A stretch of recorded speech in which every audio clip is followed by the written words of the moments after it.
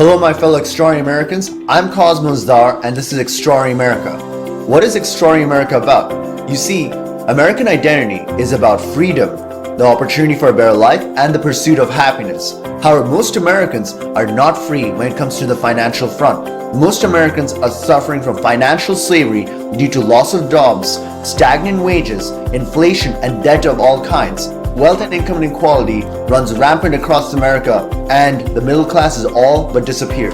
So what is Extraordinary America about? Extraordinary America is about the abolition of financial slavery. It is about the financial freedom of the 99%. It is about the nation of immigrants and descendants of immigrants awakening and unleashing the extraordinary within themselves and setting themselves free.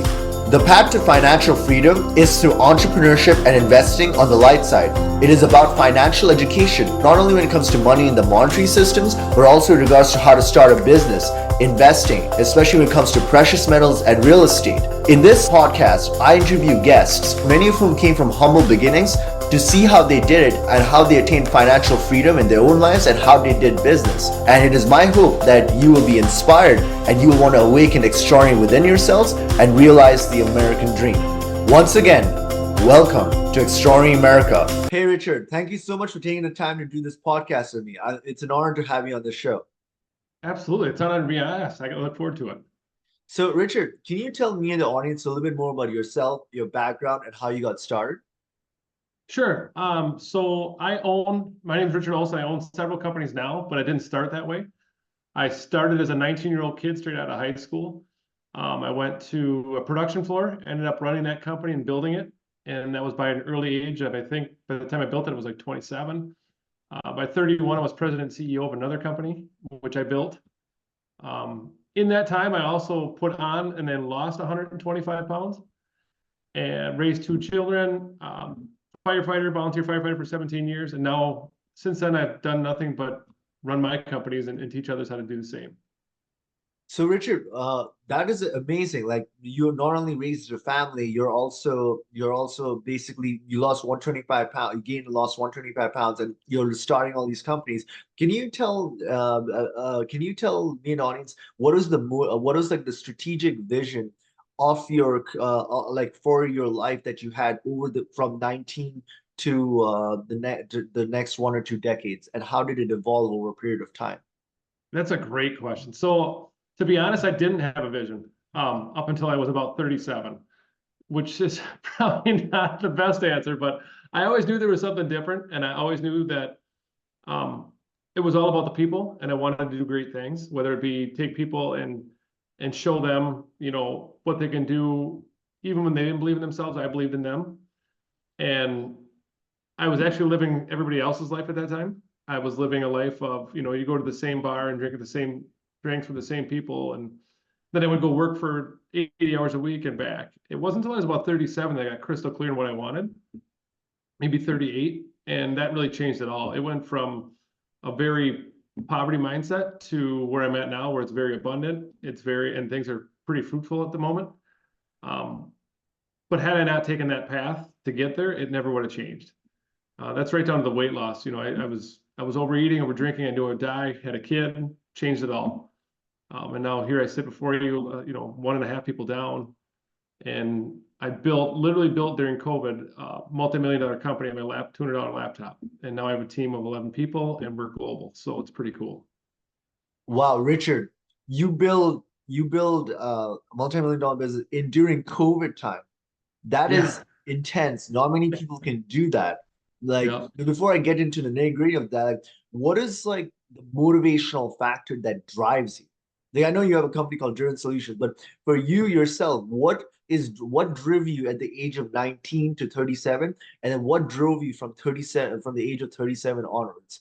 And like and what is like the motivational drive that kept pushing you? Because it's not easy to just like start a business and then just start multiple businesses like that. Like there's something that pushes you from within, even when there's setbacks and pushbacks, right? Yeah, you got to be a little crazy. There's no doubt about that. So probably to be honest, from 19 to 37 or whatever it was just the belief that I knew something was better for me out there. Every company I was at till that point, whether I was changing oil for John Deere or milking cows on the farm, I always wanted to be the farmer, or I always wanted to be the guy that was selling the tractor. or the CEO, but I always pushed for that. A lot of that honestly came from traumas I had as a child. It came from stuff like abandonment issues and just seeking approval, which looking back now is more of a superpower than you can look at your childhood and go, oh man, that was terrible, and live there, or you can say that's a pretty cool superpower. Now I'm building companies with it and changing lives, and that's the way I choose to do it. Um, and then from 37 on, it was just literally getting crystal clear on everything, and really just being able to set short-term goals and chip away at it. And that's really what's changed a lot. In my why with it, has really gotten clear too. Like my why, people always talk about their why, and it's easy to say it's their kids, and make no mistake about it, my girls have a lot to do with it. And so does my niece and nephew and everybody else that I'm trying to work with. But that's not all of it. It is those people that gave up on you, that told you couldn't do it. It's those people that didn't give you a second look for a job, or maybe let you go, or the bullies on the school. All those things kind of add up to really drive you, and that's where I'm at today. Yeah, actually, like a lot of I've noticed this amongst like a lot of like people that I've interviewed, like a lot of their whys originated from people saying that they couldn't do it. It's like the Mhm. ultimate irony. Like the more they got that negative pushback, the more they push back towards it, and then it's almost like going to the gym, and then they're like the person, like the people saying you can't do it is like the weights, right? And then like your motivation factor is like, no, I can do it, and then you push back upwards, and that's what allowed them to succeed. But a lot of people yeah, like there are a lot of people out there that they get depressed because somebody else had an opinion that they can't do it, so they don't do it themselves. But you have to see that as a negative motivation. That should only Mhm. spur you on, like whenever you have people saying you can't do it, you should see it as like a bunch of weights, and then you have to lift it up, and like and all of that. Mhm. No, I totally agree. Yeah. So Richard, during your lifetime, what is the like doing all these ventures? What is the greatest lesson you learned, like doing business, and on what it takes to be successful in business? Boy, for me, it's probably patience, to be honest. I'm so run and gun at my company. Like anybody that really knows me, my company title fits me to a T. Driven Solutions. I'm going to come in like a bull in the china shop, and I'm going to change it, and I'm going to fix it and make it right. I think the biggest lesson, though, to me has been the ability to have patience and understand it all is going to work out. That is the one motive for me. Like personally, I would say absolutely that's it. I see. So Richard, so can you tell me and the audience a little bit more about like your time during the COVID era when you started your business, and how did you turn it from just like a $200 laptop to where it is today? Like, what is the process you utilize to scale your business?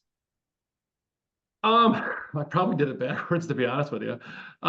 So I used a lot of hard work and grit. Mine was a little bit of luck, a little bit of timing, and a whole lot of hard work. I was working with some guys or some other people to, at that time I was very focused in the flexible packaging market, and that was very hard. But then the pallet shortage happened, and through that, I was working with some suppliers who ended up honestly screwing me. They didn't pay me. They were sending short loads, and it was just not good. The cost of a pallet went from like $5 to about 12, and overnight.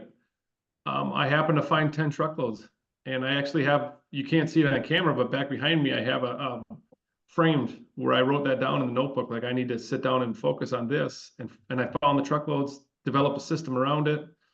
I have an operations background, so mine's a little unique. I was able to take when a lot of people were short staffed because of COVID. I could build in not just a VMI or vendor managed inventory. I could actually take this system and make it work, or I would go actually help them fix equipment and then sell them a pallet on the side. So my skill set's a little different, but it was a lot of late nights. It was a lot of 20. There was some days where I would drive my semi for 33 hours. I ended up buying a semi on the side, with no money. I had $0 at that point. Um, and then everything flipped. I sold those 10 truckloads. I had enough revenue to buy a semi. And I knew I had to do it, so I bought it. And then I slowly added employees over the last 2 years and added the processes that I already knew how to create. So when I say I did it from the backwards, like to me, it's backwards. I'm such an operations person that I build systems. That's what I do. And that's what good operations people do. So the sales part I actually had to learn too. I wasn't even a salesman at that point. That's never what I did. I did a little bit here and there, but I never was full blown. So that to me was a difference maker, and just the grit of not giving up and understanding. That was actually, to be honest with you, that was probably the worst time of my life. I was just got divorced too. Wow. So I was drinking pretty heavy. That helped me through that. I met some Amish communities and Mennonite communities, and they helped me through a whole lot of stuff. And looking back, that was probably the hardest thing I've ever gone through my entire life. And it wasn't just business. I mean, my whole personal life to where there was some suicidal thoughts in there at the same time. So it was a little different. Well, Richard, so you went through a divorce and like you went through all these hardships and in the middle of that you're working all of these hours. Like, how do you do it? Like, what is that factor in you that because a lot of people would want to have that tenacity that you have to overcome the hardships in their life. Because if you can Mhm. do it, anybody else can do it. So like, what is this characteristic that you had that allowed you to just like push forward and just like succeed in business in spite of all these things in your personal life? I think there's two answers. I think one of them is the don't quit. Like a lot of people you listen to and you talk to will tell you they work hard, and they do, some of them in their mind, but I mean there's a different level. You got to be a little insane to do what I just did. Um, and then just don't quit. Like understand it's going to work out one way or the other. At the end of the day, if you fail, you're still going to have. My kids and I were literally shopping at the Dollar Tree, which is a local chain here. It's a dollar for gifts, because we couldn't afford it. But my daughters, looking back at the pictures, were happy as they could be then as they are now. And if you understand that, that kind of shifts you a little bit and really gives you that grit you're looking for, and just don't quit. I mean, that's the big thing. Um, and I think the other thing is just getting really disciplined on that. Like, don't tell yourself you're not, if you're gonna do it and do it really well, but set your standard. And it gets into the mindset, and a whole different ball of things that I kind of work through now that I never used to. So, Richard, like most people go through life just like with the employee mindset, right? Like, like there's like a book called Quadrant by Robert Kiyosaki, where he talked about the employee, the self-employed, the entrepreneur, and the investor. So, most people go through the employee mindset, and they don't even think of starting a business. So, what is that mindset that you had, which allowed you to start like businesses from like a relatively early age instead of just working, let's say, like a corporate job, or just like working a job with like a steady paycheck and just like living the comfortable life. Well, I actually didn't. I actually worked for people most of my career, and then I'll never forget one day. I was a November 27th, 2017. I was working for a company, and they couldn't keep up my sales, and I just sat in my basement. And I thought, you know what? If I'm not going to do it, nobody's going to do it. So I started an LLC at that point, and that was kind of the rest is history. A year later, I got divorced. I was president and CEO of another company at that time. I got let go. Um, just that was all political reasons. There was payments that was supposed to happen. There was some other things going on. But then I ran into another company. The culture was terrible. I've never seen people talk so poorly about their customers and their vendors in my life and their employees in my life. Wow. They let me go. I just didn't fit. Obviously, I'm a little too positive for that. Um, and then I've got, so I surround myself with really good people. And one of the most amazing people I have in my life is my good friend Pete. And I just remember talking to him, and he goes, Rich, you're always going to have opportunities. You're really good at what you do. And just take a shot. Just go. Now you don't, at that time I had $18,000 in the bank. I had two kids. I didn't have a house. I was living with my dad, at 38 years old, pretty much failing. And that's when it changed. It just really did change. Wow, Richard, that is incredible. And one of the things that I wanted to ask, which is connected to this, is let's say somebody is, let's say in your position, like right, let's say they're in their mid-30s and they're now they don't really know what to do with their life, like they've had a bunch of hardships, or let's say going through personal life problems, or their relationships are not working, but they want to start a business, like they want to get like a vision and clarity. And you and I both know that ultimately vision helps a lot in Mhm. succeeding in business. So how would you go about advising a person who's basically going through like personal problems and everything, and then wants to succeed in business, and like he comes to you for advice? First thing I always tell them is eliminate the noise. Shut down your social medias. Go for a walk in the woods. Be by yourself. Find out who you are, and then start. Once you start doing that and really unpacking, whatever your past traumas are, or just figuring out, once you figure out who you are, you can get real clear on what you want out of life. So, like me, I know exactly who I am now. I know what I want out of life, and to be honest, business isn't the biggest part of it. Mine's more relationship wise. And then you set a plan around that and just say, okay, well, I want a partner for 40 years. I want to build a $50 million company and another $150 million company, and I want to do these with my kids. Set your plan around that and then filter your mind around that. So you get into that whole mindset. I read specific books. I only watch specific types of movies. I only listen to specific music with the intention that that's where I'm going, that I can show up better for a partner. I can show up better as a leader in business. I can train people to do better in life. But you got to take the movement. Like we can talk about it all day long. I can give you all the steps, but if you don't take that action, nothing changes. So you can listen to every YouTube video, every podcast you want. If you don't move, it doesn't matter.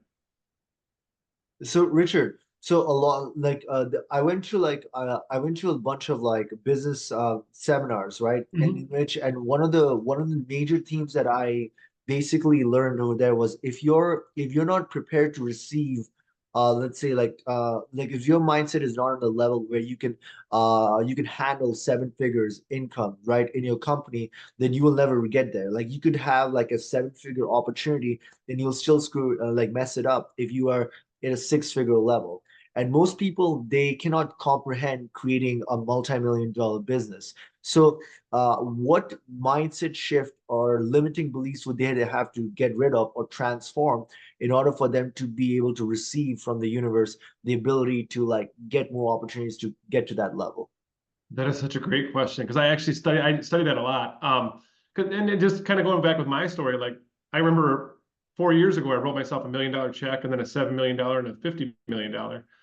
Um, the first year I didn't hit it, and I look back and I would have never been able to handle it. So I was frustrated, but I never would have been able to handle it.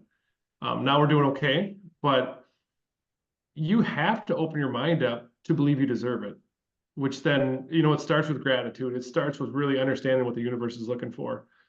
But then gets down to your subconscious, like what driving factor in your mind, whether you know it or not, is stopping you from believing you deserve that money, or you deserve that, whatever you're looking for in life, whatever you're passionate about.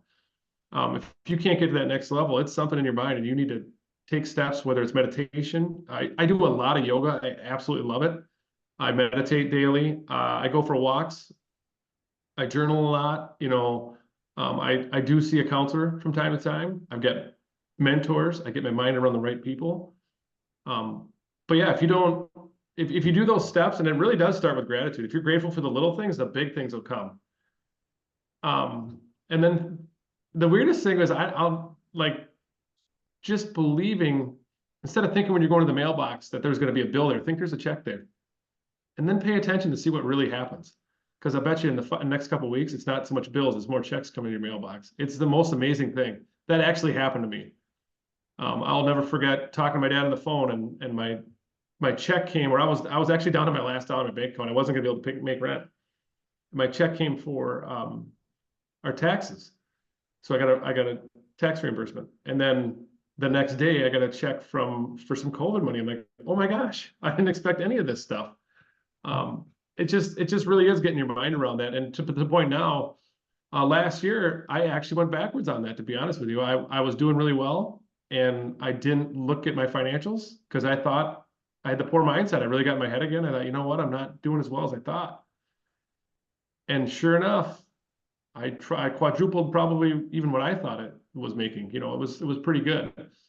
To the point where I had to buy a company real quick or pay a lot of taxes. So it's a neat thing, but that universe, that law of attraction is a very real thing. And I don't know if most people understand it or even They think came to it's a me lot of is real. a lot of people think it's a bunch of woo woo. It's just not Oh, real. it is absolutely not. No, you go to a grocery store, right? And you find some person that you find attractive or maybe you want to talk to. I guarantee by the end of the time you're in that store, before you even get to your car, they're within 2, 3 feet of you. That's the law of attraction. Like that's not by accident. Um, and that's where you get into like how to build a company. You get into you sit back in the driver's seat, be more of the architect of the company. That's the law of attraction. Like right now, I've got a little house of cards going. I've got people in place and things are starting to pop and they're not quite there, but they're gonna be because I believe it. And So that is the way it works. So Richard, I love your mindset and your attitude. Like you just make it sound so simple, but you see, like a lot of people in the audience, they'll probably be having limiting beliefs, and they'll probably believe that they don't deserve to get this much money. Like they're not worthy of it. Like a lot of people have issues with self-worth, and I don't know if I'm sure at some point like you had to struggle with that as well, like during your challenges and everything. So like there's so many things that are happening in life that diminishes your self-worth, whether it's like the people around you or it's just like life just happens, right? So how would you advise somebody that is being affected by low self-esteem and they don't think that they deserve the good things in life, or they're just like afraid of success in general? I'll tell you the first thing I did. How's that? Because Yeah. I totally struggled with that. Are you kidding me? I was 340 pounds. I was in a marriage I didn't want to be in. Um, and to two different females back to back that frankly didn't deserve 5 minutes of my time because I didn't know my value, and now I do. And it took me literally writing on a mirror or getting a vision board and really looking at it every day and not caring who heard me, but I'd say it out loud like, yeah, I absolutely deserve this. This is who I am, and this is where I'm going. And then set that intention, like write your dream day, write what it's going to be, and then tell yourself you believe it. Journal it, write it, say it out loud. Don't care what anybody else thinks. And when you start doing that and you find people are kind of pushing back, don't spend so much time with those people. You start realizing who influences you really quick. And it's everybody always wants to talk about who positively influenced you. I had friends around me for 25 years that were just dragging me backwards. They didn't want me to do any better. Now I have some of the most amazing friends and people I've ever even thought in my life because of that. But I set that intention and it got out of my it got out of my comfort zone. I mean, I would go to different towns, I go to different areas. I'd go do, I mean, I'm a 6'4" giant male gonna do yoga. I did that out of my comfort zone. That's why I started doing that. But I believe that was the next step because of the plan I had written. And it's no different. I mean, but if you must tell yourself that, and it takes time. Don't give up on a week. I mean, it took me honestly 2.5 years to even get, and I ground, like I worked hard at it. So the average person is probably going to take 4 to 5 years, but understand that's where you're going and just believe it. You got to keep saying it.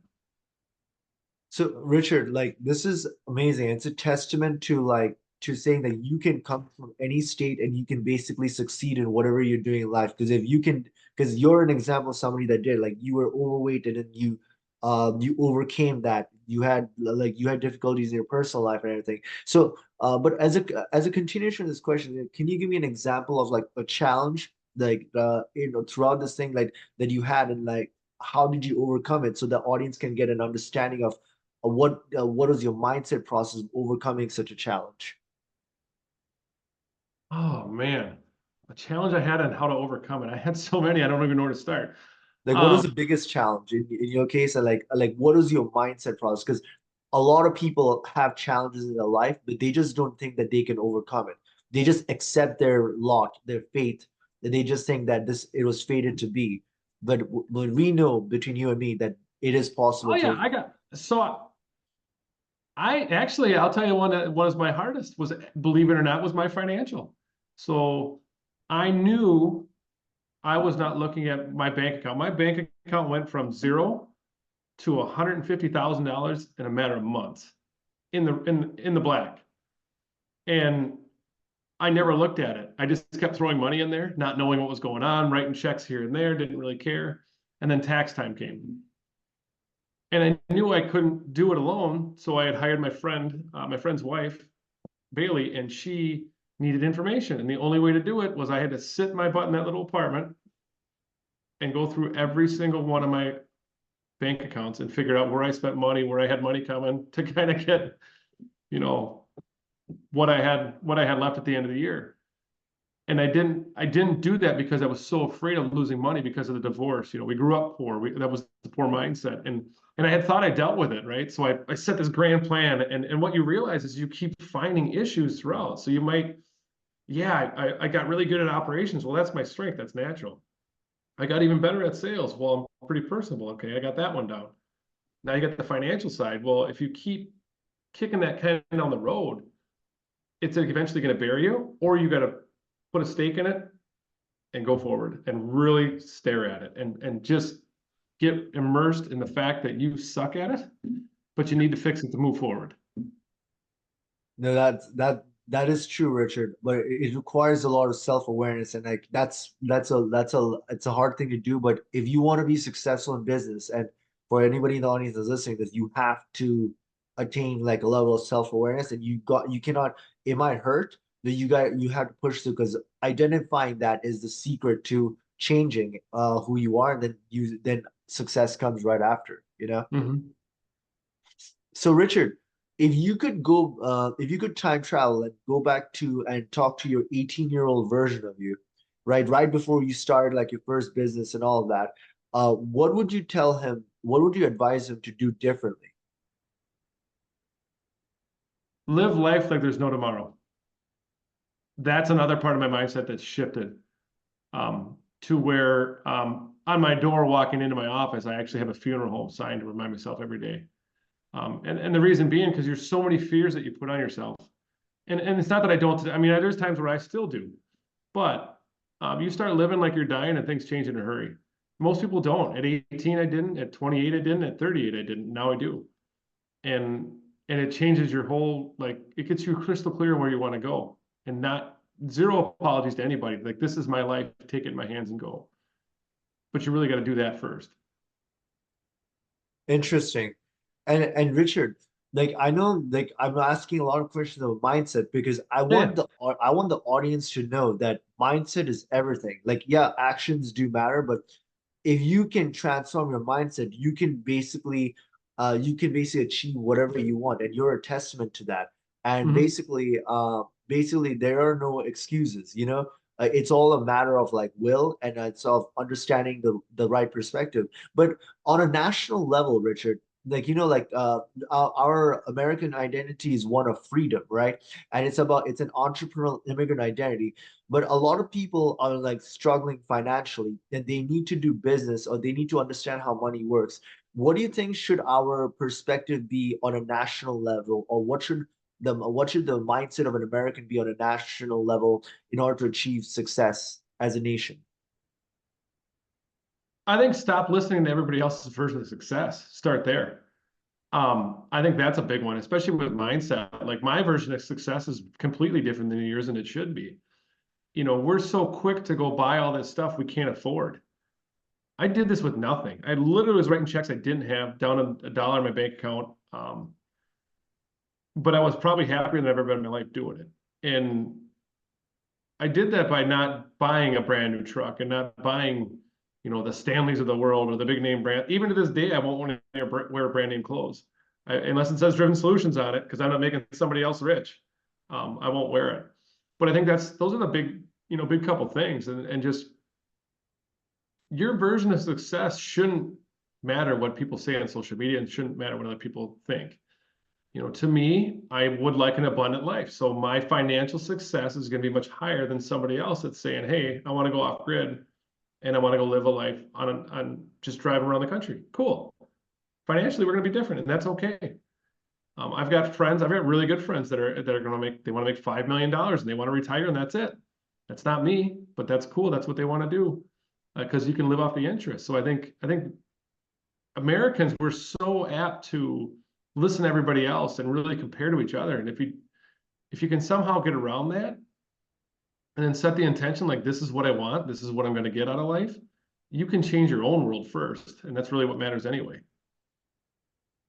So, Richard, that is absolutely true. But you see, like a lot of Americans, they're relying on politicians, and especially during election seasons, to solve all their problems. But you and I both know as entrepreneurs that ultimately you're the one that's in control of your own destiny, and it's your Mhm. mindset that can achieve success in your personal life, and you can ripple it out to others. So, what like what is your perspective on how Americans should go about achieving success, and should they rely on external factors to basically solve their problems? No, it's all up to you, 100% up to you. The American dream is still absolutely alive and then some. It's up to you to go get it. It's not up to you to have the government come get it. Liberal or Republican, it doesn't matter. They're all crooked. It matters to you. Go get it. Like that is as simple as it gets, and it is absolutely still alive. I think most people, even my friends, call my company Imaginary Corp because they have no idea what I do, which I don't want them to know what I do. Um, but they also have seen me change really fast. And that's a big mindset. You go from a victim mindset to a victor, and the whole world changes. Like, I'm going to own my life. I'm going to own my own success. And you can do it. You can do it tenfold if that's what you want to do. So stop sitting on your couch and worrying about CNN or what are these news channels are telling you. Just go do it. Nobody's coming to save you. Nobody. I mean, I couldn't agree more, but like most people, they still think that there's some messiah or savior out there when in reality, it is our own self-effort. Like there'll be people that can teach us the way, but ultimately we have to do the work as Mhm. a nation, and we have to do it as an individual. And then when we do our part and we help others around us, and everybody's doing the same, little by little, everything starts to change. But the reason I'm asking is because a lot of Americans think that the American dream is out of their reach, but you are a No. testament, like, to show that with mindset it is definitely possible. Mhm. Yeah, absolutely. And I work on mindfulness and mindset. In my American, again, it goes, I hate to say this, but what is the American dream, right? Like, seriously, is it driving a Bentley? It's not for me. I could care less. My American dream is having an awesome life where I have financial freedom. I can do whatever I want. But then I have a 40-year person in my life, like that I'm building a love with that at the end of the day, that's what matters to me. That might not be to you. So I get clear on what the American dream actually is. Back in the day, it wasn't all of our forefathers. The American dream was just to make it as a family. And now it's you got to have a Bentley, you got to have a Lamborghini, you got to live in the hills. You can keep those people. I don't even want them in my life. I could care less. And I could live pretty close to them, so it doesn't really matter to me. But I know what I want, and that's my success. So Richard, as a continuation of this, a lot of people like, so like American identity is about a pursuit of happiness, right? And then people think that if they achieve the American dream, they're going to be happy. But from your perspective, how should people go about achieving happiness altogether? Find you. You don't get it from other stuff. You don't get it externally. Like I'm single right now. Probably a little information that they want to know, but I know to find the person that I want in my life, I have to be whole. My companies to get them in a good spot, they have to be whole internally. And for me to find happiness at anything I want to do, I have to take care of my mind. I have to take care of my body. I work twice as hard on me as I do my companies right now. It's absolutely insane. And I have for quite a long time, and that's been a big shift. But you make yourself happy, and that's it. It's not your business. You know, it's not your money. It's not anything else. That's clear to me. I mean, it's true, Richard. Like I myself do yoga meditation, and one of the things I do is try to master the mind. And you realize that your mind is goes all over the place, but if you are having a calm set, and then you are not attached to the external world, I think a lot of like unhappiness comes with frustrated desire. Like it's like a saying, like keeping it up with the Jones. Like people are Yep. looking at other people that are more successful than them, and then they get envious, and then that's what makes them unhappy. They're like, until I don't have these things, I cannot be happy. But you can be happy already in that current state, and you can go about methodically achieving those goals that you have. But I don't know what would be your perspective on that. No, I absolutely agree with you. I couldn't agree more. I mean, I think that's pretty spot on. Yeah, I mean, like the keeping up with the Jones, like it's just like, oh, your neighbor is having this, your neighbor's having that. But if we attach ourselves to materialism, we're going to be unhappy on because everything that we have is eventually going to be taken away from us. Like, Well, and I think I don't mean to cut you off, but I think you can take it a step further because this is one mistake I actually made was when I was building my first company at an early age, I identified with that company. So my core identity to a person, to a core, was with a plastics facility. It wasn't with Rich. It was a plastics company. So everything I did, everybody knew me for that. So when I left there, I lost part of my, and it took me a while to realize it, but I lost part of my identity because you wow. don't identify with you first.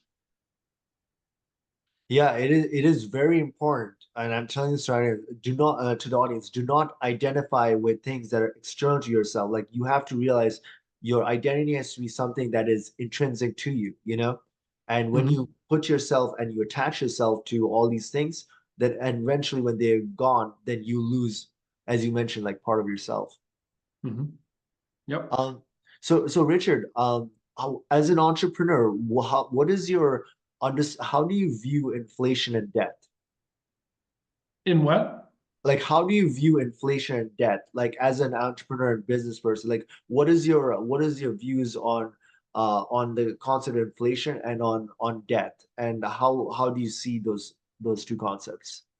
So I still struggle with that a little bit. Like I understand that every dollar in the bank is cash. With inflation, you're losing.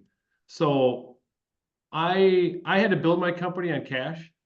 Like everything was done. I didn't have terms. I had to pay somebody and then I waited 60 days and then it come back. Um, so I don't have a lot of debt either, and I don't like debt. And I understand a lot of people do build their companies that way, and it's good for them. That works for them. It doesn't work for me. So in what I do, I have as little debt as possible, which I have low overhead, high revenue. So that there becomes an issue there. So then you end up buying things you don't necessarily need. Um, but I like to keep a lot of cash on hand. So then, when you're playing that inflation game, some would argue it's probably not the smartest decision to make, but at the stroke of a pen, I'm writing a $50,000 check. There goes a lot of cash out of my account. So I like to keep it that way. I'm just learning how to work with listen to me talk. Like you think I don't have it all figured out, by the way. Nobody does. But um, I'm still learning how to use a line of credit. I don't love it. I just don't. I'm so used to having a large lump sum of cash that I can just come from and go and take and add to. So I'm still learning all that, to be honest with you.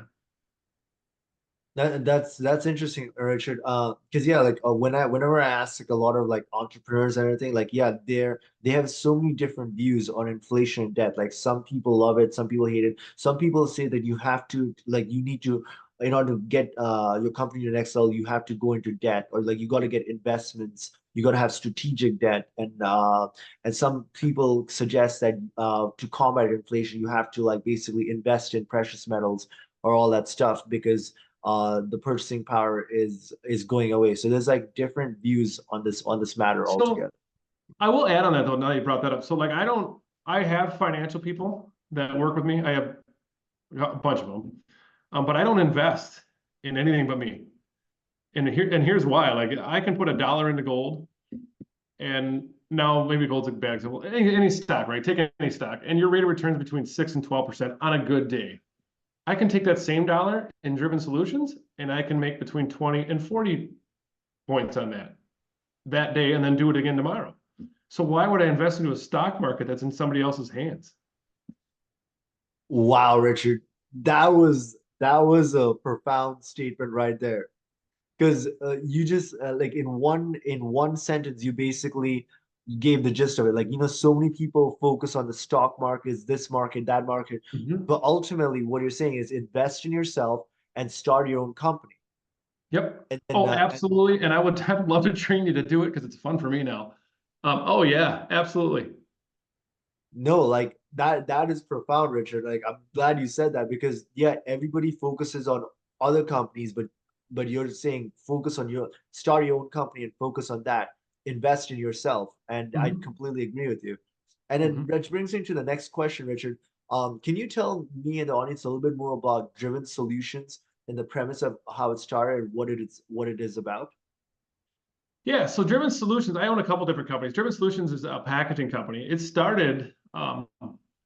started it actually by collecting free stuff, believe it or not, and then reselling it. I had a guy that needed some products, moved from his warehouse. He said, "You're Driven Solutions." get rid of it. So I did, and I started selling it. Through that, I got into selling what my core focus would have been was flexible packaging. And then I got it, obviously the pallet shortage, which I talk about, hit. And I got really heavy into pallets, and to where right now we're like 90% pallets, which isn't where I wanted to play. But I knew about a year and a half ago during this transition that I needed to build the company, one, because it was just me at that time. And then two, I needed to diversify. So as a business leader, you have to be able to stand above the weeds and go, oh, what's really going on here? Well, the pallet market's going to crash. It's going to go back to normal. So my couple $1 million revenue is going to go right down, and I can't afford anything. So what I did was I actually hired 3 different staff members, 2 of which being sales rep, and said, you guys go attack the medical market, the food market, and all flexible packaging, while I still focus on pallets. Now I brought somebody else in to do the pallets. So it's working out pretty well. So we do anything from medical grade packaging, vertical form, fill, and seal. We work with a lot of different food companies, a large manufacturer, the biggest cheddar producer in the world works with us. And then I get to work on a little different projects. You know, I've got one person that we're trying to take cow manure, pulverize it, and then make it into another form of resin we can use in plastics, a little more sustainability. So it's pretty unique, but that's what we do. And we take a lot of young people and we train them how to run their own business. My ultimate goal, to be honest with you, is to franchise this thing and take people like me that didn't know how to run a business and were in those plants, really focused on building companies for somebody else that frankly didn't care about them, train them how to run a business, franchise it, and then we'll do the supplier side, we'll do the operations side. All you got to do is go back to that plant and sell it to them. And there's a really big goal there. And I'm working with some people to actually do that right now. That is amazing, Richard. And Richard, is there like any particular projects that you have right now that you'd want the audience to get a glimpse into? I can a little bit because the NDAs I can't go too far, but one of them is that we're working on an autoloader. It's a couple $1 million project. It's for cheddar cheese. They take cheese and they fill it into one of our plastic bags. It'll sit on the shelf for up to 2 years without molding. Another really big one we're working on right now, it's a coal bag. So it's got a poly liner in it. It's just like you go and you get like charcoal, but this has a plastic liner in it. And that's a $7 million project too. So we could go from a couple million to 15 to 20 within the next year here. So Richard, this is amazing what everything that you're doing. So how can the audience connect with you and get to know more about you and what you're doing? And also, if they wanted to be coached by you, or like if they wanted you to help them in their own business, how would they go about connecting with you? It's funny you bring that up. So connecting with me at Driven Solutions, you can find us at www.drivensol.com. We're on Instagram, Driven Solutions 1, Facebook, Driven Solutions, and then we've got my email is rich@drivensol.com. I'm the president and CEO, but I've also got a fitness/life coaching.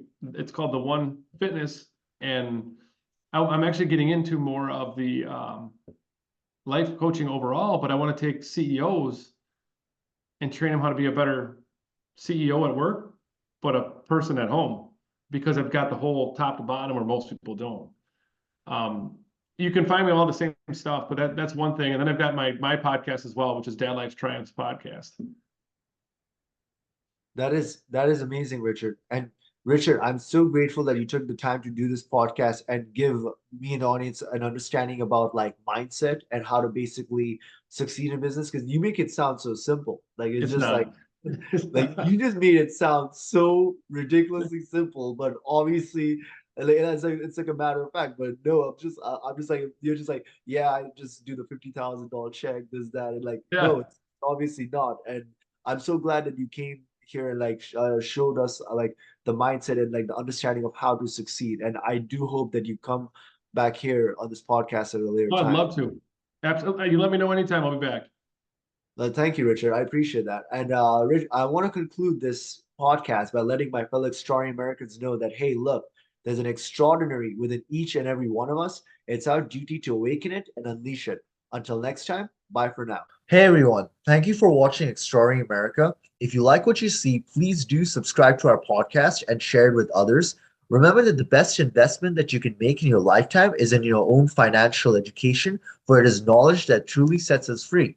Also, remember that inflation is diluting your purchasing power, which in turn increases financial bondage. The practical thing to do is to protect the loss of your purchasing power and invest in precious metals or the right cryptocurrencies. Lastly, never forget that you are an extraordinary American. We'll see you in the next episode. Bye for now.